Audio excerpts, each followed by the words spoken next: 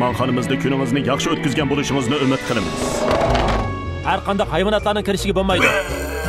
Sargardon hayvonot, ot, kala, ermak, uchar qush, hasharotlarning ijozatimsiz kirishi birdek cheklangan. Buni xohlamsan? Bo'ladi, mana sana. O chashqani tutamay avarchilik yo'liqqan o'xshaydi.